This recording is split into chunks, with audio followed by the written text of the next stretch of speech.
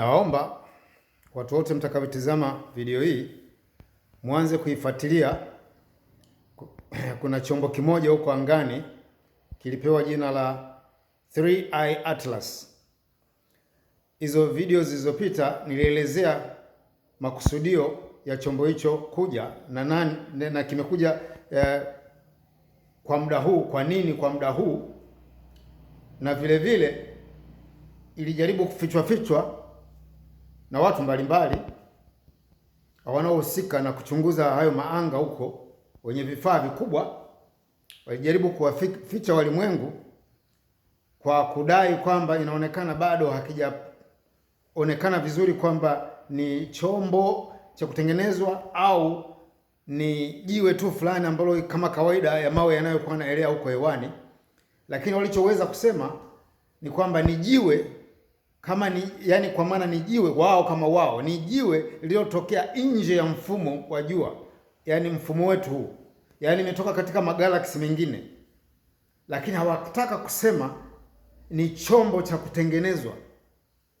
Lakini sisi ambao tunajitambua, na ndio maana hata hizo video zilizopita tulielezea bayana kwa nini hicho chombo kimekuja, na ni chombo ambacho kimekuja kusaidia hali halisi ya mabadiliko ya dunia ambayo tunayaona hivi sasa, yaani kwa maana ya hata hivi leo. Maki leo ni tarehe 11, ndugu zanguni, tarehe 11 ya mwezi wa 7, na tayari kuna matukio kadhaa yanatokea duniani ambayo kwa akili yoyote ile inaona kabisa hii sio kawaida. Na kwa vyovyote vile kweli, kama tulikuwa tunaambiwa habari ya Mungu, basi ni kweli Mungu yupo. Lakini nitakachotaka kusema hapa ni kwamba katika kutambua kwamba Mungu yupo, tukubaliane jambo moja, kwamba unaweza kuingizwa mboya kwa kuambiwa sawa Mungu yupo, lakini ukaelekezwa kwamba Mungu aliyoko ni huyu wa aina hii. Hilo ni angalizo kwamba asifike mahali mtu akakwambia eti kuna Mungu mwingine zaidi ambaye anatokana na hizi dini tunazoziona ambazo zimekwekwa hapa karibu karne 17, zingine 15 hivyo, na kwamba ni kweli yuko Mungu wa kweli, na ambaye wengine tumekuwa tukimzungumza nyakati zote, sio tu mwaka huu wala mwaka jana wala mwaka juzi, ni muda mrefu wa katika maisha yetu, kwamba jamani, hapa inaonekana vyovyote mtakavyotuyumbisha, lakini yuko Mungu wa kweli ambaye sisi ndani ya roho ya, kwa mfano na mimi mwenyewe niliamua kwamba sawa, mtaniambia kuna Mungu, lakini mimi nitakuwa naweka mkazo na msisitizo wangu kwa Mungu wa kweli aliyoko. Mungu wa kweli yoyote aliyoko ni Mungu wa kweli. Huyo ndo namtaka kumfuata na kumsikiliza na kumtii kadiri ya uwezo wangu. Na ni kweli, ndio maana nikajaribu kurudi ndani kujiuliza maswali, na kweli sauti ya mnong'ono ikatamka kwamba uko sahihi, na wewe unamtafuta Mungu, umempata, kwa sababu hayuko mbali, yuko na wewe wakati wote. Kwa hiyo nimeona nirudi tena na somo linalofanana na jinsi gani katika kumtafuta Mungu, wengi mmemtafuta mahali, mkamtafuta mbali, na mkamtafuta katika mazingira ya kuambiwa na watu wengine kwa kushawishiwa, badala ya kumtafuta Mungu ambaye yuko karibu na hajawahi kuachana na sisi hata mara moja, ambaye yuko ndani yetu, kutokana na kwamba sisi zile nafsi peke yake ndio uungu ulioko ndani yetu, ambao umeungana moja kwa moja na ule uungu mkuu, au umeungana na nafsi kuu ambayo ndio mbingu kuu au anga mtambuka au the universe au Mungu huyo naye mzungumza wa kweli. Sasa ndugu zangu, wale ambao walikuwa wanajaribu kuwa na mashaka na wengine hata kuleta maneno ya kubeza, nafikiri ni wakati mwafaka kila mmoja wao au kila mmoja wetu aanze kutafakari matukio yanayojitokeza, kwamba je, haya matukio yanafanana na haya maelezo hao wenzetu, kama huyo anayoeleza sasa hivi, aliyokuwa anatueleza nyakati zote kuhusiana na kwamba kuna mkono wa Mungu wa kweli umeshaingia ili uje utusaidie kubadilisha hali hii ambayo imeshikwa na binadamu wenzetu ambao wamekuwa kituburuza na kutudanganya na kututawala kwa muda mrefu sana katika namna ya udanganyifu kwa kutumia hila. Hivyo ndugu zanguni, ni kwamba tulikuwa tumeshindwa namna gani tunaweza tukawakabili, kwa sababu sisi wenyewe tu kwa wenyewe tusingeweza, kutokana na kwamba dunia inatawaliwa na uchumi, dunia inatawaliwa na mambo ya kijeshi. Kwa hiyo sisi kwa walio wengi tulikuwa hatuna huo uchumi wa kuweza kushindana nao, wala hatukuwa na hayo majeshi na wala hayo masilaha ya kuweza kushindana nao. Lakini kama nilivyosema kwamba Mungu wa kweli yupo pamoja nasi, kwa sababu ile mbegu iliyoko ndani yetu ambaye ndio tunda la uzima ambao unatokana, ambayo ilipendwa au unaweza kusema au ilipandwa na Mungu wa kweli ndani yetu kwa kazi maalum ya kuja hapa duniani, ili ile mbegu iweze kujidhihirisha katika namna ya mwili, katika kutenda na kunena, ili kuweza kutukuza utukufu wake katika mwili kama ilivyo kwa sisi wote. Na hakuna ubaguzi katika mtazamo huo wa kwamba sisi wote ni katika wale wote ambao tunakuja kuwakilisha ukuu tukiwa ndani ya mili, bila kujali rangi wala kabila au wala mahali unapokaa, ila ni tu ule mfanano ulioko ndani ambao ni nafsi.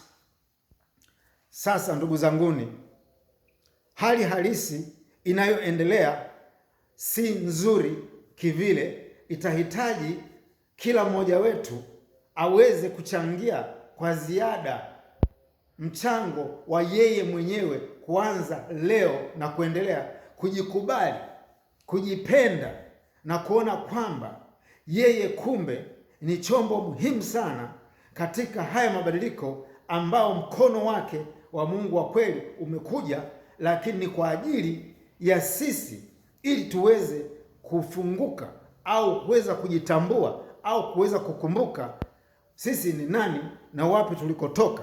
Kwa hiyo kufanya hivyo ndio huo mchango unaozungumza kwamba wewe unakuwa changia pakubwa, ili badala ya kuwa ni chombo kilichokufa uweze kufufuka, au uweze kuzaliwa mara ya pili, urudi kwenye uhalisia wako, ili uendelee kuwa chombo cha kuweza kupokea hiyo mitetemo ya nguvu ambayo inatoka kwenye hicho chombo cha 3i Atlas kwa ajili ya ulimwengu huu, ili katika kwa ujumla wake, katika kuweza kupokea hizo signal au hiyo miali ya mitetemo ya nguvu hizo ambayo inakuja kama vile kwa njia ya jua, ya miali ya jua, ambapo kama nilivyoeleza zile video zilizopita kwamba kile chombo kilifika mahali kikawalisogelea jua, ambapo si rahisi kwa mfumo ulioko huko kwamba kitu tu kinaweza kikasogea na kisifanye chochote karibu na jua. Lakini 3i Atlas ilisogea karibu, na baadaye ilikuja ikazunguka upande wa pili, ambako vyombo vyovyote vilivyotengenezwa kibinadamu vilishindwa kuona nini kilikuwa kinaendelea upande wa pili, kwa sababu tayari jua lilikuwa limeziba na kile chombo kilikuwa nyuma yake. Hivyo lile jambo lililofanyika kule mafichoni ndilo hilo linalojitokeza sasa. Maanake kuanzia nyakati hizo jua kama jua likaanza kujiendesha katika namna ambayo sio kawaida yake ya mfumo wake, kutokana na kwamba kuna jambo ile 3i Atlas ilifanya ili kufanya mabadiliko hayo. Kwa hiyo ndugu zanguni, ninachotaka kusema, wakati ni sasa ambapo kila kitu kiko wazi, na yeyote atakayeona kwamba haya ni mazungumzo tu kama mazungumzo mengine ambayo tulikuwa tunayafanya siku za nyuma, au mazoea fulani ya miaka iliyopita, kwamba inawezekana ni yale yale mabla bla. Hapa ndugu zanguni, bla bla haipo, kwa sababu hii bla bla ya safari hii, kama ni bla bla, inakuja bla bla na vitendo. watu wana bla bla kama hivi tunavyofanya mimi hapa, utaniona nafanya bla bla, lakini wakati huo huo kumbuka kuna vitendo vinafanyika ambavyo sio vya kawaida, ambavyo vinagharimu maisha ya watu, vinagharimu hata mifumo mbalimbali iliyowekwa kiudanganyifu, na kwamba hiyo mifumo bado inaendelea kuharibu mazingira katika namna ya kutishia kwamba tuone hakuna tatizo lolote, na kwamba inawezekana ni tatizo tu linalokuwa kama vile ni mpito wa kawaida ambao tuliozoea, kwamba hata kama kuna matetemeko ya ardhi au hizo natural disaster zionekane bado zinaendelea zile zile za kawaida. Ndugu zanguni, niko hapa kuwaeleza kwamba hizi sio natural disaster za kawaida. Hizi athari zinazopatikana duniani kwa namna moja au nyingine sio za kawaida, ziwe zinafanywa na kwa utundu tu wa binadamu wenyewe kwa kutumia vifaa fulani kutokana na upeo uliofikia, basi ujue ni kwa sababu tu hivyo vitu vyote vinafanyika wakati mwafaka huu, ili hata kama vinafanywa na binadamu wenzetu, lakini je, si vinafanywa katika nyakati hizi? Ina maana wale wana react au wanaanza kujitokeza kufanya matukio kutokana na nyakati zenyewe. Kwa hiyo swali linakuja, kwa nini nyakati hizi? Kwa nini nyakati hizi? Kwa sababu tayari mwisho wao umeshafika na wao wanauona, lakini bado wanaziba ili walio wengi wasijue kwamba wao tayari wameshazidiwa, maji yako hapa. Kwa hiyo wanajaribu kujitetea katika namna ya kimaficho. Lakini je, kwa nini mimi nasimama hapa kidete kuweza kuwaambia kwamba dawa yake ni sisi kuanzia leo tujitambue, na kujitambua kwenyewe ni namna moja tu. Usimfikirie vibaya binadamu mwenzio, umpende binadamu mwenzio bila masharti, upendo usio na masharti. Yale mambo ya kipuuzi achana nayo. Ni afadhali usijitenge na wenzio ili usiingie kwenye hilo dimbwi la kuanza kulaumu au kuwanyoshia vidole hivyo.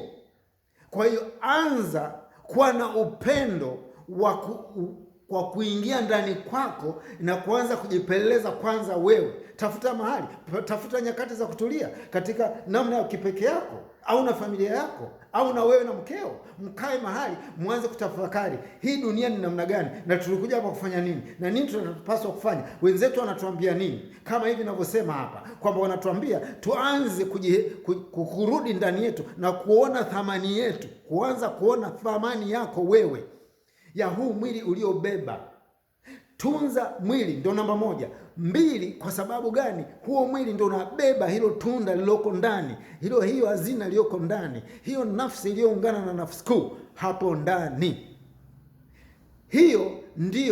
Huo ndio ujumbe wenyewe, kwamba tuanze kurudi ndani, turudi ndani yetu. Unajua kuna tabia ya watu hawajipendi, anaona kama hajatimia, kwa sababu sina nguo nzuri, kwa sababu sina elimu, kwa sababu mimi nakaa maeneo fulani ya Uswahilini, au mimi sijapata kazi, au hivi.